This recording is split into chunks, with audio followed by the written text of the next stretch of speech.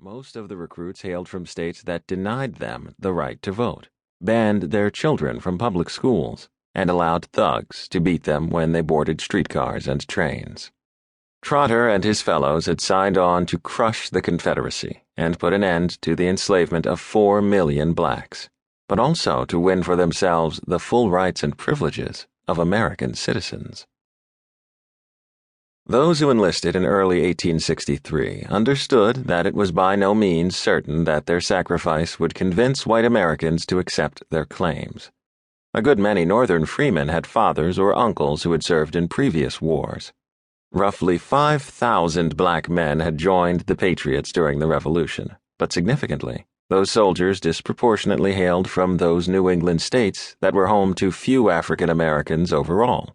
Another 15,000 Africans and African Americans, mostly from the South, sided with the Loyalists as the best path to freedom.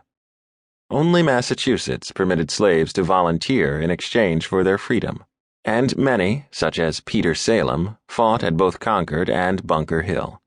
Several other northern states allowed bondmen to enlist as substitutes for their masters, which typically resulted in freedom, provided they survived the fighting. Black veterans had prayed that the Revolution might offer not merely new opportunities for freedom, but also full participation in the new political order. When Massachusetts crafted its new state constitution in 1780, even before slavery was abolished in the state, it rewarded black veterans by allowing all freedmen the right to vote.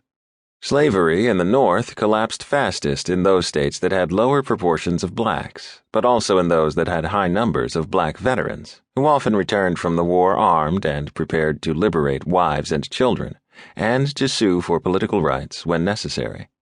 Now their sons hoped to force an unwilling nation to finally recognize those rights. Because of that recent history, from the moment the first black man enlisted, Northern Democrats feared the obvious connection between military service and future demands for federal citizenship. The only motive for adopting the black soldier system was the fanatical idea of Negro equality, fumed a New York publisher, and the determination of the radicals to do everything possible to raise the Negro to the social and political level of the white. Despite disastrous setbacks for the U.S. Army at both battles of Bull Run, the Peninsula Campaign, and again in December 1862 at Fredericksburg, most Democrats appeared to prefer an endless bloodbath to the prospect of black voting rights.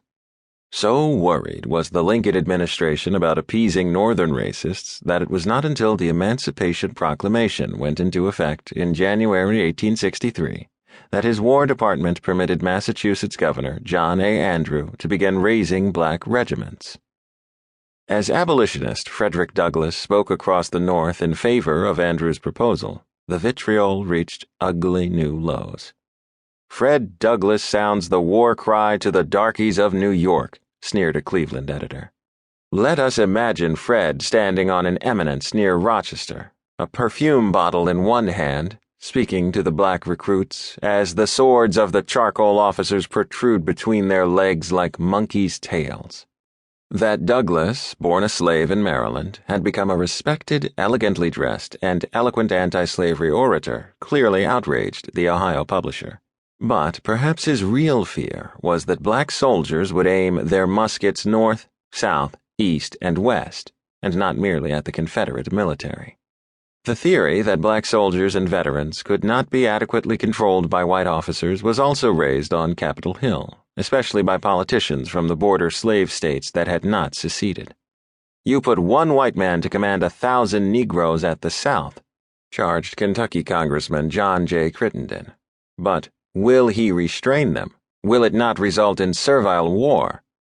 The aged Crisden, a former senator and attorney general who had condemned the Emancipation Proclamation, had sons fighting for both the U.S. and the Confederacy. His son Thomas Crisden, despite remaining loyal to the Union, had owned 11 slaves in 1860, and the congressman hoped to end the war with the smallest possible modification of white supremacy. In contradiction with the notion that black males, if provided with a rifle, would wage a war of racial extermination against all whites regardless of region, other critics insisted that African Americans were too cowardly to make effective soldiers.